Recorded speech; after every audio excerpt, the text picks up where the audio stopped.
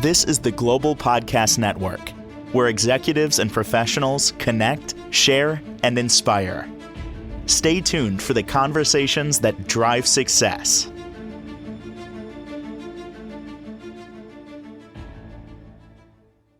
Now, many believe that we are here for a specific reason. We have a purpose. We were given certain talents, certain abilities, even before we were born. And the goal is to identify that and live in your purpose so you live your best life and then you support others. What's your purpose? What's your higher purpose? We're going to talk about that today. Delve deep into it as we usually do when he's with us as a healer, intuitive. He's a life coach, hypnotherapist, acupuncturist. Lots of insight coming from our professional of the year. DiStefano is back with us. And how are things with you today? Going great, thanks. How about you, Steve? Good. This higher purpose thing comes up often in my world. And especially, I shared with you, I'm part of a men's group. We get together once a week. In our group, it's a part of a larger tribe of about 8 to 10 men. And I'd have to say every week, there's a reference to your purpose or your higher purpose. And a lot of that also comes from what you're doing on a daily basis. We have commitments. We make commitments to ourselves, and then we're held accountable for it. And that commitment could be go to the gym 4 times. If what you're doing on a daily basis doesn't support your higher purpose, then you're going in the wrong direction. That's the belief. But I guess square one is, what is your purpose? How do you identify why we're here? What are your thoughts? Well, first I'm going to slightly segue because I was doing a coaching call with a colleague yesterday, and she was running into difficulties accomplishing things. The negative voice in her head, instead of going to the gym, she was recuperating. Instead of going and finding out her limits, there was a fear, there was a perfectionism underneath it. And where we ended up was, we're not going to be perfect. That's not the goal. The goal is to be our best. And the gratitude of going, the appreciation that her body is able to do what it can, and the understanding that from there we move forward. So it's shifting. Now, the reason I'm bringing that up is what you're describing with purpose and action and everything else is when we're operating from the head, we're making, in general, fear-based decisions. They're based on scarcity. They're based on what we might call common sense. They're based on what other people have told us. When we're operating from the heart, we're making decisions from our authentic true self. Those are decisions that have the long view. Now, I'm going to segue even further because I was in a class and we were having a discussion, and I asserted that, and this does not resonate well with anyone that's in it. I used to be deeply in depression, and I had really fantastic anxiety. That's a choice. Everything ultimately is a choice. And one of my colleagues said back, well, that's because she's a trained therapist. And in therapy, it's usually managing effectively these conditions where I believe, because I've done it, that they can be cured and one can live in happiness. So where's this choice? The choice ultimately is, and she brought up, does an alcoholic have a choice? The answer is yes. Does a drug addict have a choice? The answer is yes. But the choice comes in when the person, as we say, hits bottom. And continuing on the path based on fear, the subconscious will do what is destructive if it's familiar, because the familiar has a certain degree of safety. It's the known, even if it's not good. So when that person hits bottom, it's no longer tenable to continue the well-worn habitual tracks. And then the behavioral modification comes in and the tough choice is made. And that steers the person, more often than not, onto their true path. I'm not saying there's only one true path, but there are certainly detours that are not serving where we're headed.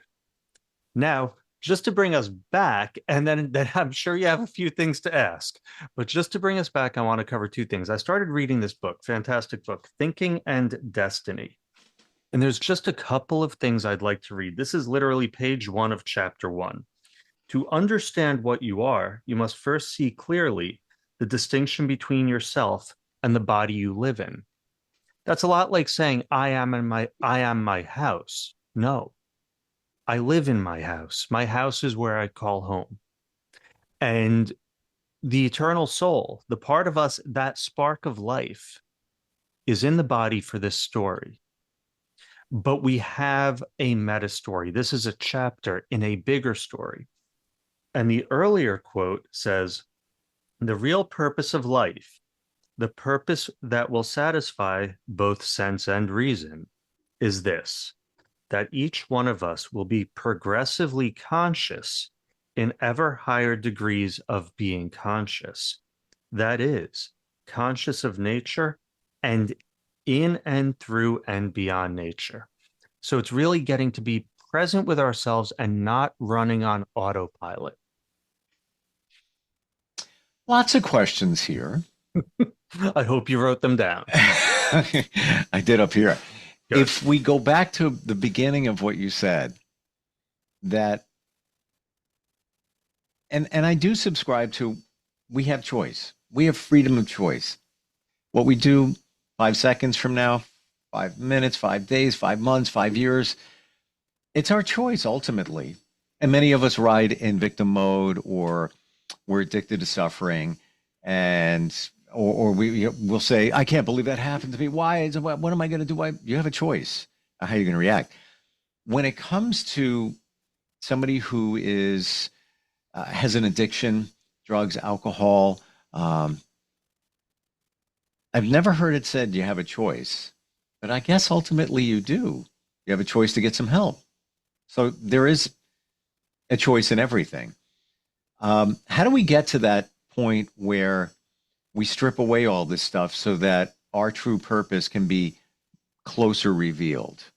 Quiet out the noise and all of that. So as you just said there, how do we get closer there? That's why I call what I do accelerated coaching. Because a lot of the conventional, right now, we are in the greatest time to be alive. The amount of change happening at every level, our access to the outside and inside world has never been more in recorded history.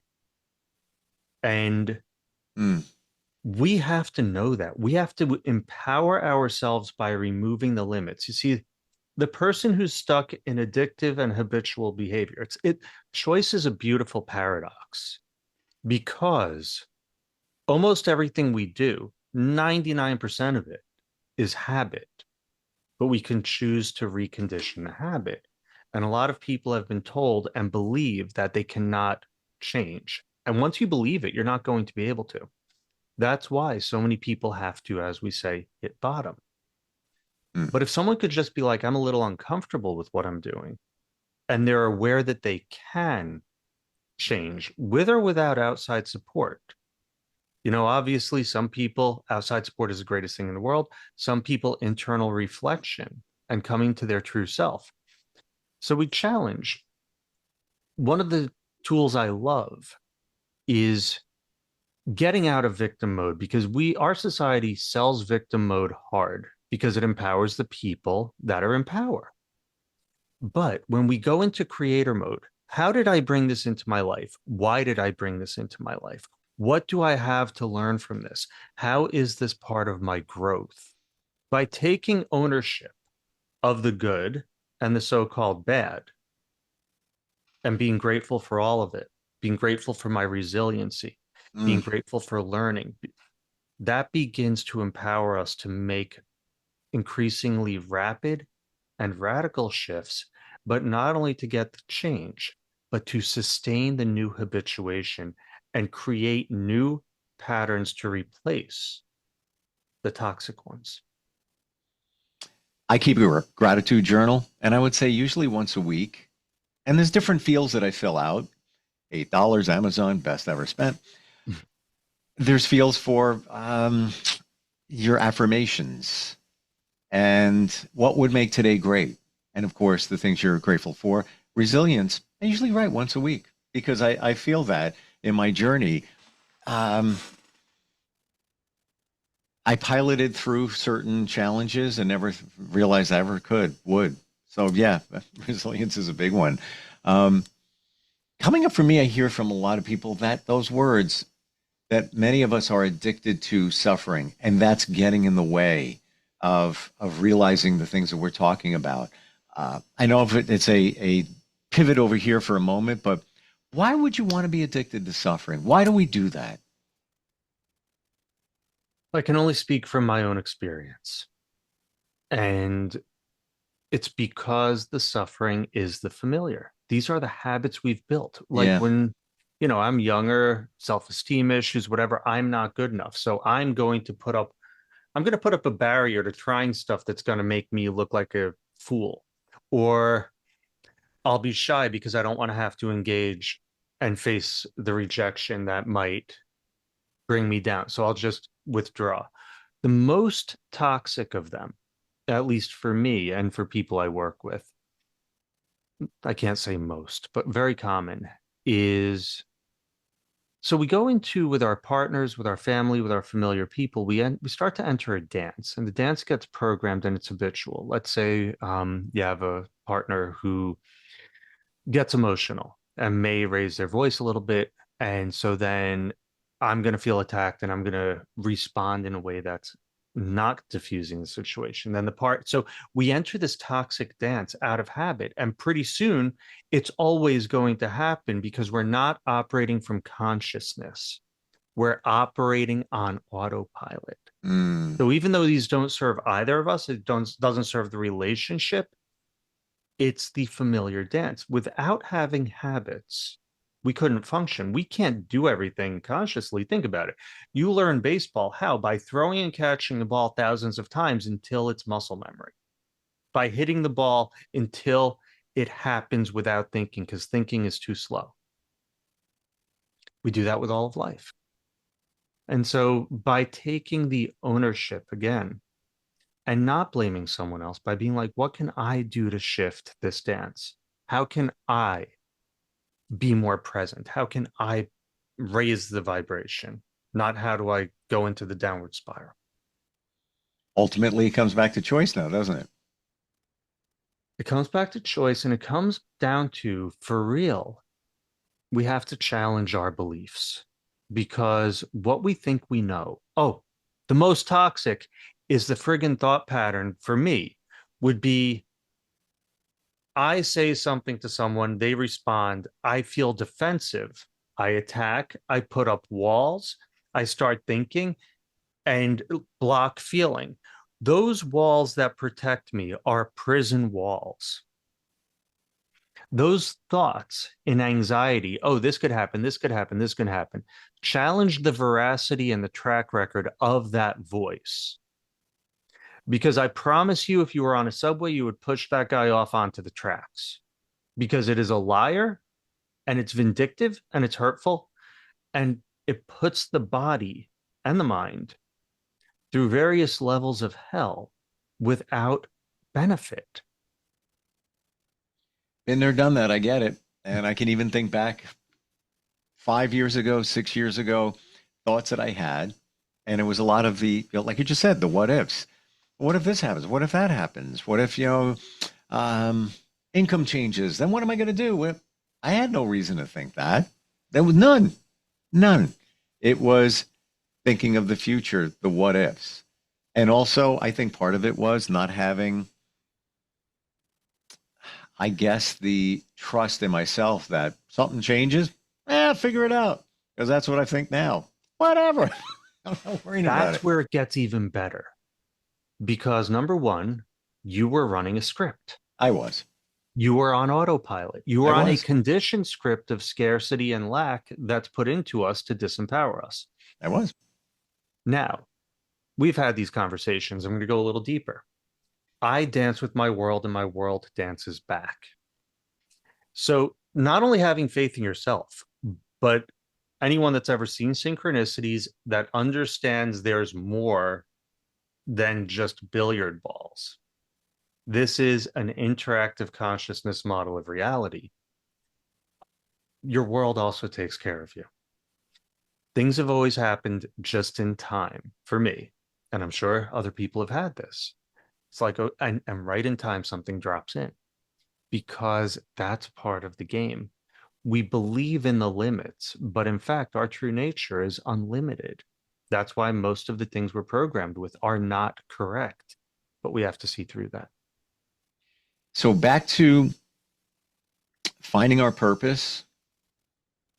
How do you know when you've nailed it? How do you know, or even just in the zone of this is what I should be doing because this is who I am?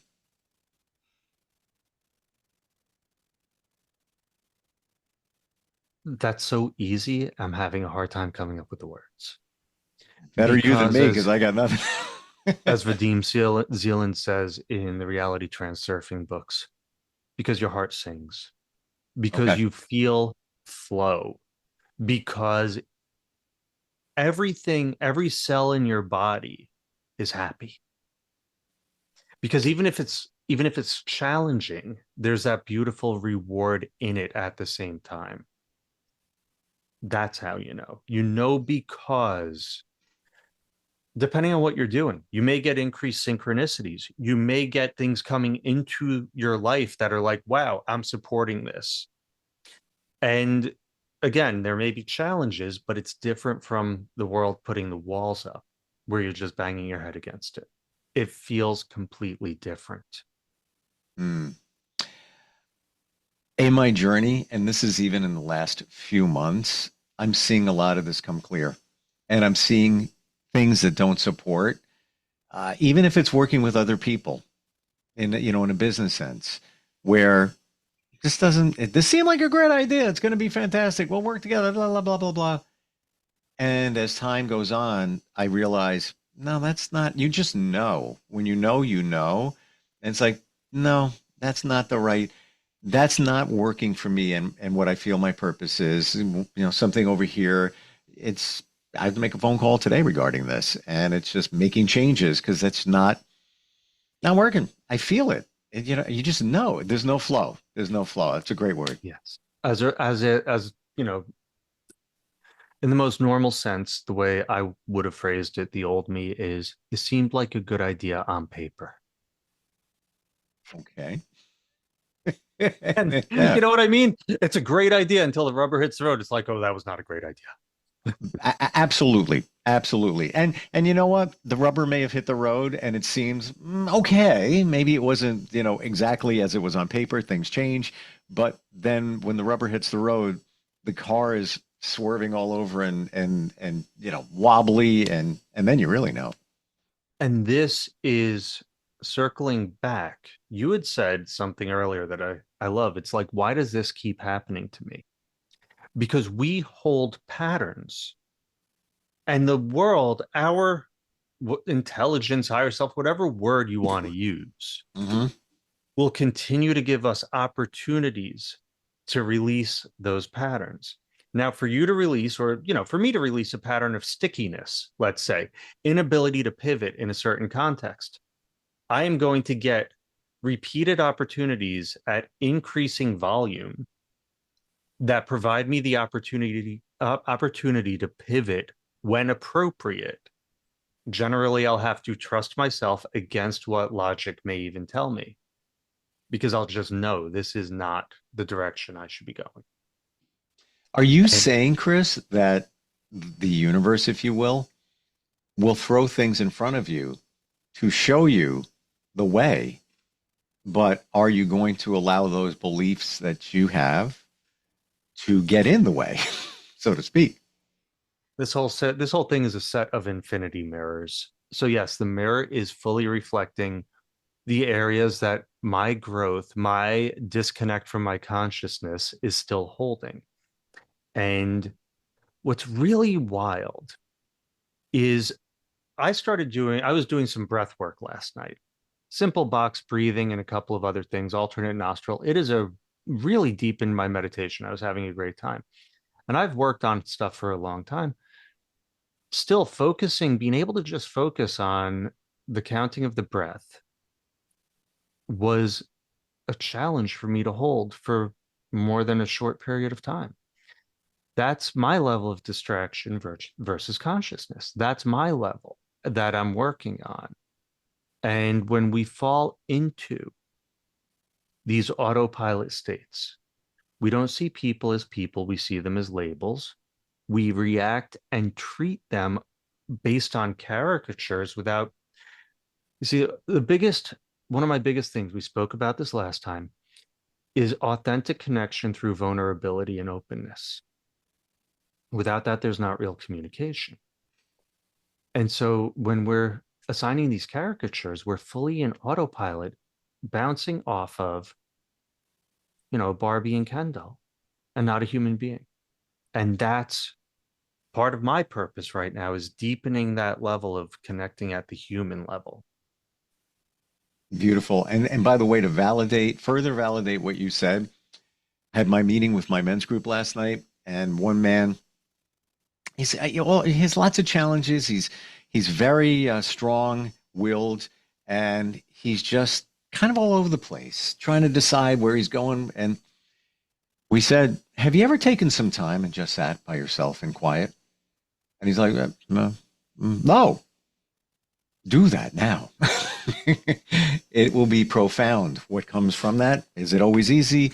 No, but just to your point, like, I look forward to quiet breathing.